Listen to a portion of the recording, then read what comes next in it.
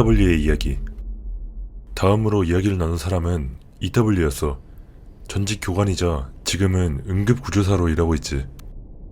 그는 여전히 이런 훈련에 도와주러 오긴 하지만 더 이상 풀타임으로 우리랑 같이 일하지는 않아. 그는 실종 아동을 찾는 것을 전문으로 했어. 아이들이 어디로 사라졌는지 알아내는 육감 같은 걸 가지고 있는 듯했지. 경력 높은 베테랑들 사이에서는 전설과도 같은 사람이지만 누군가 그가 한 일에 대해서 칭찬하면 쑥스러워했어. 어느 날 저녁 식사 자리에서 그가 내 앞에 앉았고 어쩌다 보니 우린 경험담을 나누게 되었어. 대부분은 그냥 통상적인 대화였지만 이상한 신고에 대한 주제가 나왔을 때 나는 내 친구 하나가 계단을 올라가 본 적이 있다고 말했어. 그러자 그는 조용해지더니 몇 년 전 국립공원에서 실종된 어린 소년에 대해 들어본 적이 있냐고 물었고, 들어본 적이 없다고 대답한 나에게 그는 이런 이야기를 들려주었어. 그들은 강 근처에서 실종된 11살 소년 조이를 찾고 있었어. 물론 처음에는 물에 빠져 익사했다고 생각했지만 수색견들을 데리고 나오자 걔들은 구조대원들을 강에서 떨어진 매우 빽빽한 숲속으로 이끌었어. 사람들을 수색할 때 우리 구조대원들은 격자 패턴으로 수색하고 격자의 모든 박스를 굉장히 철저하게 수색해. EW의 팀은 매우 이상한 패턴이 나타나고 있다는 걸 바로 알아챘어. 서로 다른 박스에 있던 개들이 교대로 조이의 냄새를 맡았지만 다른 박스와 겹치는 순간 냄새의 흔적을 잃어버리는 거야. 체스판에 빗대보자면 조이의 냄새는 검은색 타일에서는 감지되었지만 하얀색에서는 단 한 번도 감지되지 않았던 거야. 물론 이것은 말도 안 되는 일이었지. 그도 그럴 게 어떻게 그 아이가 냄새를 남기지 않고 이곳에서 저곳으로 갈 수 있었겠어. EW와 파트너는 격자의 새로운 박스로 들어갔고 EW는 약 50m 떨어진 곳에 계단이 있는 것을 발견했어. 그는 파트너에게 그 근처를 확인해야 한다고 말했지만 파트너는 완강하게 거부했어. 그리고는 EW에게 자기는 숲에서 발견한 계단엔 절대 접근하지 않는다고 말했어. 그게 일상적인 일일지는 몰라도 분명히 이상한 일이라며. 그는 EW에게 EW가 확인하는 동안 보이는 곳에서 기다리겠다고 말했어. EW는 짜증이 났지만 그를 이해했고 그 문제에 대해 그를 몰아붙이지 않았다고 해. 나는 계단으로 걸어갔어. 작은 계단이었어. 약간 마치 지하실로 갈 때 내려가는 계단 같았지. 나는 그 계단에 대해 어떤 식으로든 별 감정을 가지고 있지 않았기 때문에 두렵거나 그러진 않았어. 아마 그냥 다른 사람들처럼 그렇게 깊게 생각하지 않는 걸 선호했던 것 같아. 아무튼 난 그곳으로 갔고 계단 맨 아래 첫 번째 칸에 뭔가가 누워있는 것을 볼 수 있었어. 약간 웅크리듯이 말이야. 심장이 내려앉았어. 왜냐하면 우린 그 아이를 산채로 찾을 수 있을 거라 생각하고 있었거든. 실종된 지 몇 시간밖에 안 됐으니까. 하지만 나는 그곳에 죽은 채 쓰러져 있는 게 그 아이라는 걸 바로 알 수 있었어. 계단에 웅크리고 자신의 배를 부여잡고 있었지. 죽을 때 엄청난 고통을 겪었던 것 같았지만 입술과 턱에 묻은 피를 제외하고는 어떤 피도 보이지 않았어. 무전으로 아이를 찾았다고 알렸고 우리는 아이의 시신을 지휘소로 이송했어. 불쌍한 가족들은 큰 충격을 받은 듯했지. 부모는 아이가 어떻게 죽었는지 이해할 수 없었어. 사라진 지 얼마 되지도 않았으니까. 게다가 사망 원인도 명확하지 않으니 더더욱 그랬겠지.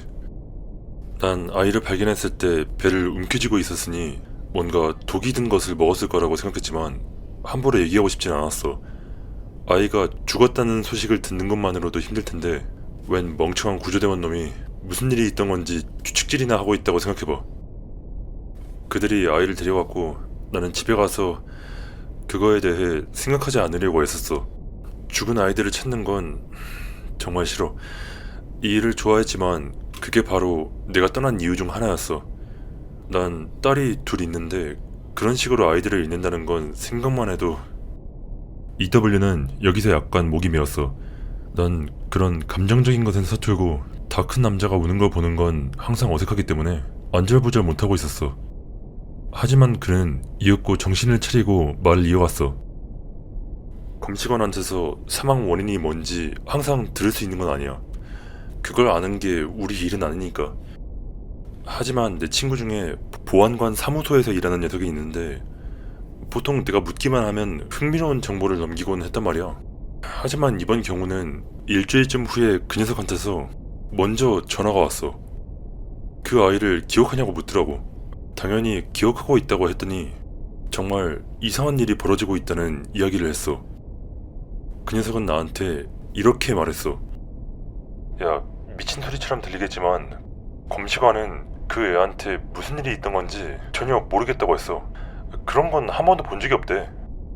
내 친구는 그러고 말하길 검시관이 아이를 잃었을 때 그 사람은 자기가 보고 있는 광경을 믿을 수가 없었다고 해. 아이의 장기는 마치 스위스 치즈 같은 상태였던 거야.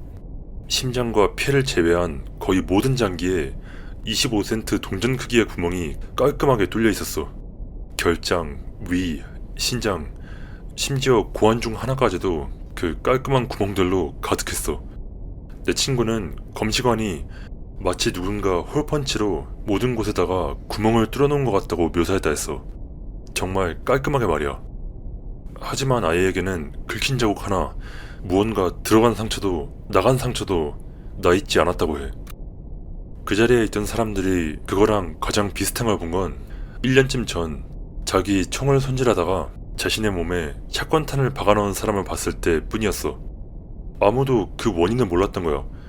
내 친구가 그런 이야기를 들어본 적이나 예전에 비슷한 사건을 겪어본 적이 있냐고 물었어. 하지만 난 그런 일은 들어본 적도 없었고, 그래서 친구한테 난 아무 도움이 안 될 거라고 말했지. 내가 알기로 검시관은 사인을 대량의 뇌출혈로 진단했지만 실제로 무슨 일이 있던 건지는 아무도 몰라.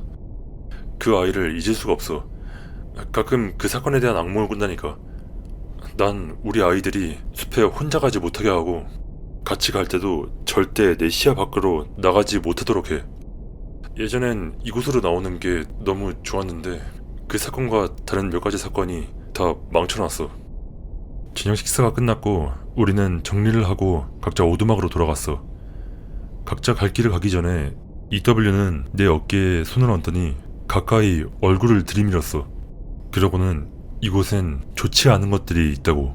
우리에게 가족이나 삶이 있든 없든 우리가 생각하고 느낄 수 있다는 것 따윈 신경 쓰지 않는 무언가가 있다고 말했어. 그리고 그는 조심하라고 말하더니 멀어져 갔어. 다시 그와 이야기를 나눌 기회는 없었지만 그 이야기는 내 마음속에 깊이 남았어. PB의 이야기. 순전히 우연의 일치로 수년간 수색 구조 분야에서 활동해온 또 다른 베테랑 PB와 이야기를 나누게 되었어. 훈련 중 격자 탐색을 함께하면서 이 일이 어떤지 그리고 어떤 것들을 보아왔는지 등에 대해 가볍게 이야기를 나누었지. 그러다가 어느 순간 우리는 낡은 계단을 지나게 되었는데 우리가 있던 지역을 감안할 때 그건 그냥 아마 오래된 산불 감시초소였겠지만 나는 무심코 숲속의 그 계단들이 궁금하다고 더 자세히 알고 싶다고 말했어. 그러자 그는 조용해지더니 뭔가 말하고 싶은 것 같았지만 이걸 말해야 하나 고민하는 것 같이 보였어. 마침내 그는 나한테 무전기를 끄라고 했어. 물론 절대 해서는 안 되는 일이지만 나는 무전기를 껐고 PB도 똑같이 했어. 그가 말하길 약 7년 전 신입과 출동을 나갔다고 해. 그들은 국립공원에서 이상한 신고와 사건들이 많이 일어나는 지역에 있었어. 실종 사건, 숲속의 불빛에 대한 소문, 이상한 소음, 뭐 그런 것들 말이야. 신입은 완전히 겁에 질려 숲속에서 일어나는 일들에 대해 계속해서 이야기해댔어. PB의 말에 따르면 그 남자는 고트맨에 대한 이야기를 멈추지 않았어. 계속해서 그냥 이 고트맨이 어쩌고 저 고트맨이 저쩌고. 마침내 나는 신입에게 여기 숲속에는 두려워해야 할 실체적인 일들이 아주 많다고 고트맨 따위는 잊어버리는 게 좋을 거라고 말했었지. 신입은 내가 말한 그 실체적인 일들에 대해서 알고 싶어 했지만 나는 그냥 입 다물고 걷기나 하라고 했어. 우리는 작은 능선에 올랐고 10m쯤 앞에 계단이 있었어. 신입은 그 자리에 우뚝 멈추더니 그저 그 계단을 바라보고만 있었어. 봤지? 저게 바로 네가 두려워해야 할 그 무언가야. 신입이 나한테 여기에 웬 계단이 있냐고 물었는데 왠지 모르겠지만 난 그냥 입을 열어 진실을 말했어. 적어도 내가 진실이라고 들어왔던 사실을 말이야. 그것 때문에 내가 곤경에 처할 수도 있었고 너한테 이렇게 다시 말하는 걸로도 그렇긴 하겠지만 하지만 넌 착한 애고 네가 그 계단에 대해 조사하는 걸 멈췄으면 하니까 말해주는 거야. 늦기 전에 관두도록 해. 그럼 내가 아는 거 말해줄게. 단 이 얘기는 높은 사람들한테 절대 하지 않겠다는 조건 하에. 나는 아무 말도 하지 않겠다고 했고 피비는 무전이 꺼져 있는지 다시 한번 확인했어. 처음 시작했을 때는 여기서 일어났던 다른 일들에 대해 좀 더 개방적이었어. 채용하기도 전에 이상한 일들이 벌어지고 있다고 경고하곤 했지. 아마 산림청은 높은 이직률에 질려 사람들이 무엇을 상대하게 될지 미리 알게 하고 싶었던 모양이야. 사람들이 겁먹고 도망가지 않기를 바랬던 거지. 그리고 사람들에게 여기서 본 것들을 언론에 이야기하지 않겠다는 동의서에 서명하게 됐어. 겁먹은 신입들이 유령과 귀신 들린 계단 이야기를 들고 언론에 달려가는 건 막고 싶었으니까.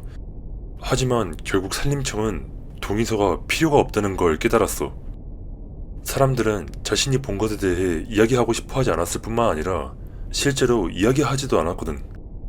몇 번이나 언론은 아이들이나 등산객이 사라지면 대원들의 입을 열게 하려고 했지만 아무도 아무 말도 하지 않았어. 왜 그랬는지 도통 설명할 수가 없네. 아마도 우린 그냥 하나라도 잘못되었다는 걸 인정하고 싶지 않았던 것 같아. 매일같이 숲에 나가는 것이 우리의 일이잖아. 숲에 대해서 겁먹게 되면 곤란하지.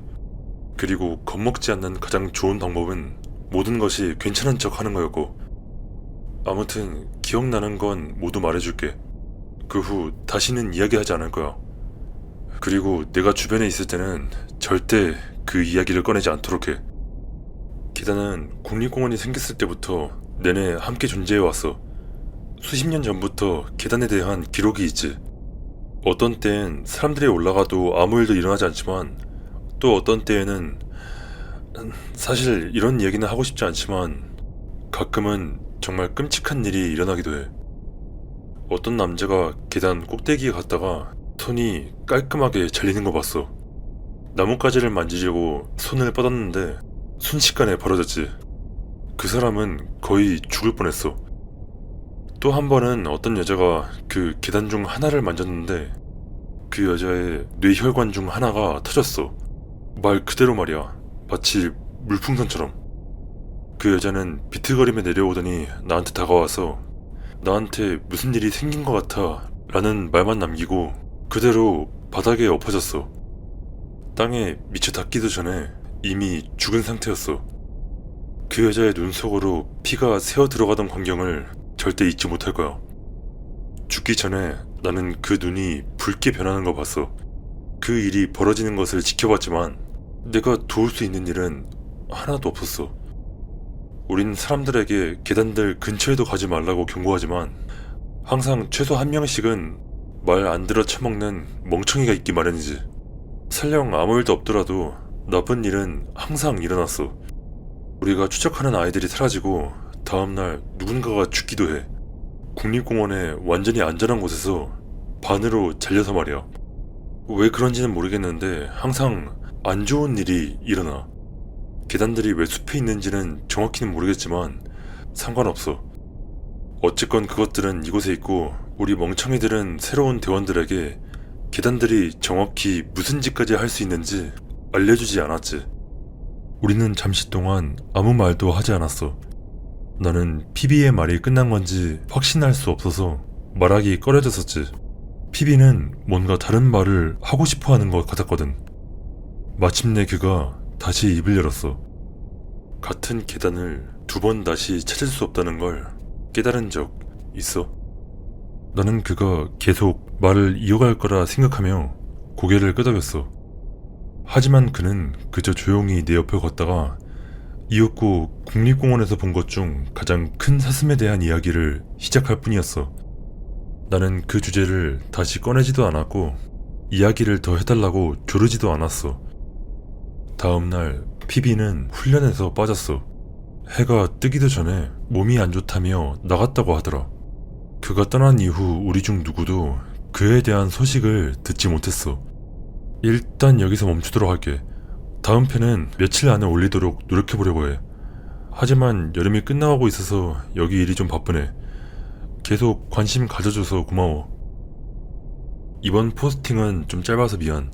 요즘 상황이 좀 정신없게 돌아가서. 앞으로 얼마나 자주 올릴 수 있을지 모르겠네.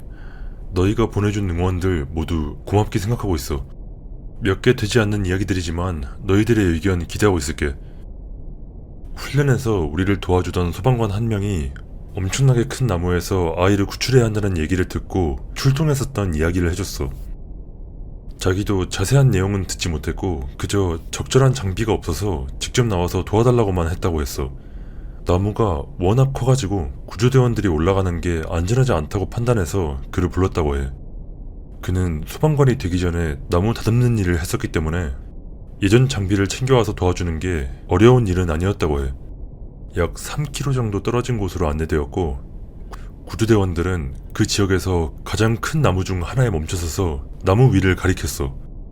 그는 웃으며 구조대장에게 아이가 어떻게 거기까지 올라갔냐고 물었지. 나무 위에 올라간 고양이 같다고 농담도 하면서 말이야. 대장은 그저 고개를 저으며 올라가서 아이를 내려달라고 말할 뿐이었어. 뭔가 있다는 건 알았지만 굳이 물어보지는 않았다고 해. 그가 말하길 나무를 올라가면서 혹시 이거 장난치는 게 아닌가 하는 생각이 들었다고 해. 그 아이가 그 나무를 올랐을 리가 없었어.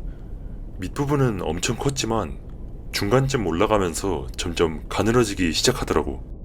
내 몸을 지탱하지 못할 것 같아서 몇 번이나 돌아가야만 했다니까.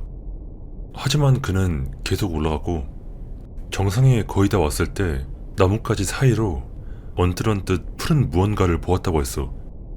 아이의 셔츠가 나뭇가지에 걸려있는 거 보고 그 애를 불러가지고 이리로 오라고 했는데 아이가 아무 말도 안 하는 거야. 난 계속 움직이면서 아이의 이름을 부르며 겁먹지 말라고 내가 도와줄 거라고 말했지. 하지만 아이에게 도착했을 때 나는 아이가 내 말에 대답하지 않은 이유를 알게 돼. 난 갈라진 나뭇가지에 걸쳐져 있던 아이를 찾았어. 혹은 아이의 남겨진 일부를 찾았어. 그 위에 걸려있던 건 순전히 운이 좋았던 거였어. 만약 다른 데로 떨어졌다면 곤두박질 쳤을 거야. 하지만 상관없었을지도 몰라. 그 아이는 그 나무에 올라가기 훨씬 전에 이미 죽었으니까. 누가 어떻게 그리고 왜 아이를 거기 두었는지 모르겠지만 아주 끔찍한 광경이었어. 내장이 입으로 튀어나와 나뭇가지에 매달려 있었어. 내장이 모든 걸 두르고 있는 모습이 마치 끔찍한 크리스마스 트리 같았어. 자세히 보니 엉덩이 쪽에서도 내장이 튀어나왔는지 내장이 바지 밑단으로 나와 있었어. 눈은 사라지고 없었는데 아마 그 아이를 마치 스트레스볼처럼 터지게 만드는 어떤 힘이 눈 또한 그렇게 만들었겠지. 오랫동안 물에 떠있던 시체가 혀가 부풀어 올라 튀어나온 걸 본 적 있어? 그 시체가 딱 그랬어. 파리가 온통 기어다니는 거 봤으니까 기억나. 아마 난 그때 쇼크 상태에 빠졌던 것 같아. 왜냐하면 내가 막대기로 그 아이를 아래로 눌러 나뭇가지를 부러뜨렸거든. 그냥 떨어질 때까지 그 애를 찔렀던 거야. 내가 왜 그랬는지 모르겠어. 그 일 때문에 거의 직장을 잃을 뻔했다니까. 하지만 그 아이를 어깨에 짊어지고 아래까지 내려오는 걸, 그 아이의 창자를 모아 어딘가에 걸리지 않도록 내 몸에 휘감는 걸 상상만 하면 난 할 수 없었어. 난 죽은 아이를 많이 보아왔어. 내가 사람들한테 보았다고 인정하는 수보다 훨씬 더 많이 말이야. 집에 불이 났을 때 물이 꽉 찬 욕조에 숨어서 산채로 삶아져 말 그대로 수프가 되어버린 아이도 봤었어. 하지만 이건 무엇 때문에 그랬는지 모르겠지만 그 아이의 몸을 만진다는 걸 생각만 해도 돌아버릴 것 같았어. 아이가 땅에 떨어지는 소리가 들렸고 모두가 깜짝 놀랄 거라고 생각했지만 구조대는 나를 보낼 때 그 애가 죽었다는 걸 이미 알고 있었더라. 그랬다고 말한 건 아니었지만 소리를 지르거나 놀라거나 하지도 않았으니까. 나는 아래로 내려간 다음 구조대장한테 가서 면전에 대고 아이가 이미 죽었다는 걸 잘 알고 있었으면서 어떻게 날 저 위에 보낼 수가 있냐고 따졌어. 하지만 대장은 내가 상관할 일이 아니라고 말했고 증거를 내려줘서 고맙다고 말했어. 그 사람이 그렇게 말했던 게 기억나. 그런 식으로 말하는 게 너무나도 이상해서 특히나 말이야. 증거. 마치 그 애가 사람조차 아닌 것처럼, 마치 그게 길을 잃고 차마 입에 담기도 힘든 일을 겪은 어린아이가 아니었던 것처럼. 구조대장은 대원들에게 나를 숲 밖으로 안내하라고 시켰지만 대장과 다른 대원 2명은 남았고 나는 그게 이상하다고 생각했어. 왜 내가 아이를 데리고 나가는 걸 돕지 않는 거지? 물어보려고 했지만 나를 안내하는 사람들은 수사 중인 사건에 대해 이야기할 수 없다고만 할 뿐이었어. 내가 그에게 아이한테 무슨 일이 일어났다고 생각하냐고 물었더니 그는 깊게 고뇌하는 듯 잠시 생각에 빠졌어. 내장이 그렇게 튀어나온 걸로 봐선 압사사고라고 해야겠는데, 하지만 그런 부상은 피부 아래에 엄청난 타박상이 발견되지. 명백한 외상의 흔적이. 그러나 그 애는 그렇지 않았어. 마치 거대한 진공청소기에 내장이 빨려나간 것처럼. 하지만 아무리 그래도 그렇지 외상의 흔적이 전혀 없었어. 정말 끔찍했어. 진짜 끔찍했다고. 훈련소의 베테랑 한 명이 노슬립을 보는데 이게 내 이야기라는 걸 알아보았어. 그 사람은 나를 꽤 잘 알고 있고 전에도 이야기를 나눠본 적이 있었거든. 그 사람이 나한테 자신이 기단에 대해서 알게 된 거나 자신의 생각 같은 걸 공유해도 되겠냐고 물었어. 난 네가 이런 이야기들을 사람들에게 알려주기로 결정해서 잘됐다고 생각해. 사람들이 저기 바깥에 무엇이 있는지 알게 되는 게 중요하다고 생각해. 산림청이 워낙 은폐를 잘하고 있으니까 더더욱 그렇지. 나는 그에게 그게 무슨 뜻인지 물었어. 무슨 뜻이냐니? 언론에 관심이 전혀 없잖아. 실종된 아이들에 대한 보도도, 최초 실종지로부터 한참이나 떨어진 곳에서 시신이 발견되었다는 보도도 전혀 없고, 데이비드 폴라이데스의 말이 정확했다니까. 산림청은 이곳이 안전하지 않더라도 사람들이 여기 오도록 하기 위해 할 수 있는 모든 것을 하고 있다. 그래, 뭐 솔직히 말해서 이런 일이 매일 일어나는 건 아니긴 해. 하지만 숫자가 쌓이면 알아볼 가치가 있는 거 아니야? 특히 그 계단 말이야. 그러고 보니 네가 뒤집힌 계단을 언급하지 않아서 좀 놀랐어. 나는 그가 무슨 말을 하는지 몰랐어. 그가 그런 종류의 이야기를 하는 건 처음 봤거든. 그는 다소 믿기지 않는 듯 보였어. 야, 이렇게 오랫동안 일했으면서 어떻게 한 번도 못 봤냐? 아무도 얘기 안 해준 거야? 나는 어깨를 으쓱하며 자세히 설명해달라고 했어. 그니까 일단 일반적인 계단이 있잖아. 우리가 좀만 나가면 튀어나오는 그 계단들 말이야. 네가 그 계단에 대해 알고 있다는 건 알아. 하지만 가끔 난 거꾸로 뒤집힌 것들을 발견하기도 해. 그 인형의 집에 보면 계단이 따로 분리된 파츠로 있잖아. 이제 그걸 갖다가 맨 위 계단이 흙에 박히도록 거꾸로 뒤집은 다음 숲에다 갖다 놓은 것 같았어. 그렇게까지 자주 보지는 않지만 이상하잖아. 그걸 보면 토네이도가 지나간 후를 찍은 영상이 생각나. 집들은 모두 날아가고 굴뚝이나 화단 같은 것만 덩그러니 남아있는 그런 거 말이야. 그런 계단들은 보통 계단들보다 더 소름 끼쳐. 그것들은 보통 계단들만큼 무시하기가 쉽지 않거든. 난 여기서 일하는 대부분의 사람들이 그렇듯이 쉽게 겁을 먹진 않지만 그거에 대한 생각이 내 머릿속에 남아 나를 괴롭혔어. 그 계단들에 대해 더 알아보려고 해. 그리고 그는 또한 얼굴이 없는 남자 때문에 얼마나 많은 사람들이 고생했는지에 대해 언급했어. 완전 흥분해서는 자기도 비슷한 것을 보았다고 말했지. 내가 몇 년 전 훈련을 나갔을 때였어. 캠프를 세우고 내 텐트에 들어가 있었는데 캠프 밖을 누군가 돌아다니는 소리가 들렸어. 우린 멀리 돌아다니지 말라는 얘기를 들었기 때문에, 그래서 뭐 혹시 오줌 싸러 일어났다 돌아오는 길을 찾지 못한 신입이 아닐까 생각했었지. 몇 년 전 우리 조에서 산에서 떨어질 뻔했던 그 사람 기억나? 그래서 난 또 그런 일이 일어날까봐 걱정돼 무슨 일인지 확인하러 일어났던 거야. 캠프 가장자리로 가서 그 정체불명의 누군가를 불러 세워 캠프는 이쪽이라고 말했어. 하지만 그 소리가 계속 숲으로 들어가길래 난 그것을 쫓아갔지.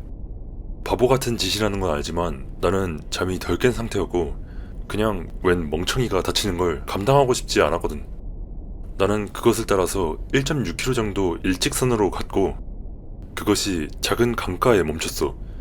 물에 달빛이 반사되고 있었기 때문에 그것에 윤곽이 보였고 보기엔 그냥 평범한 사람 같았어. 그는 배낭을 메고 있었고 나를 마주보고 있는 듯했어. 내가 괜찮냐고 도움이 필요하냐고 물었더니 그는 마치 내 말을 이해하지 못하는 듯 고개를 갸웃거렸어. 나는 항상 주머니 칼을 가지고 다니는데 거기에 쬐그마한 라이트가 달려있었단 말이야. 그래서 나는 그걸 켜서 눈부시게 하지 않도록 그 사람의 가슴을 비췄어. 느리고 깊게 숨을 쉬고 있길래 난 목류병이라도 있나 생각했지. 나는 더 가까이 가서 괜찮냐고 다시 물었어. 그리고 조명을 위로 올리는데 뭔가 이상한 것 같은 거야. 그래서 멈췄어. 그 사람은 계속 아주 천천히 깊게 숨을 쉬었고 나는 그것이 나를 신경 쓰이게 만든 원인이라는 것을 조금씩 깨닫기 시작했어. 마치 그건 그가 숨을 쉬는 척 하지만 실제로는 쉬지 않는 것 같았어. 그의 호흡은 지나치게 고르고 깊었고 그의 모든 움직임은 과장되어 있었어. 어깨가 위로 들리고 가슴이 움직이는 등 말이야. 나는 그에게 정체를 밝히라고 했고 그는 그 무언가에 가로막힌 듯한 소리를 냈어. 난 라이트를 위로 올렸고 그러자 진짜 농담 안 하고 그 남자는 얼굴이 없었어. 그저 매끄러운 피부만 있는 거야. 나는 깜짝 놀라 라이트를 놓칠 뻔했고 그 와중에도 그가 나에게 다가오는 것을 보았는데 하지만 그는 실제로 움직인 건 아니었어. 어떻게 설명해야 할지 모르겠지만 한순간 강가에 있던 그가 다음 순간에선 나한테서 1.5m 떨어진 곳에 있었던 거야. 나는 눈을 떼지 않았고 눈을 깜빡이지도 않았어. 마치 내 뇌가 따라갈 수 없을 정도로 빠르게 움직이는 것 같았어. 나는 넘어져 엉덩방아를 찧었고 나는 그의 목에 갈라진 틈이 생기는 것을 보았어. 그 틈새는 그의 귀까지 뻗어 있었고 그는 머리를 뒤로 기울이고는 자신의 목으로 미소를 지어 보였어. 피는 없었어. 그저 벌어진 검은 구멍만 있었을 뿐. 그리고 맹세하는데 그 사람은 자신의 목에 있는 그 상처로 나에게 웃어 보였어. 나는 일어나 캠프를 향해 최대한 빨리 달렸어. 난 그가 나를 따라오는 소리는 듣지 못했지만 그가 항상 내 바로 뒤에 있는 것 같은 느낌이 들었어. 심지어 내가 뒤돌아봤을 때 아무것도 없었음에도 불구하고 말이야. 캠프로 돌아온 후 나는 진정했어.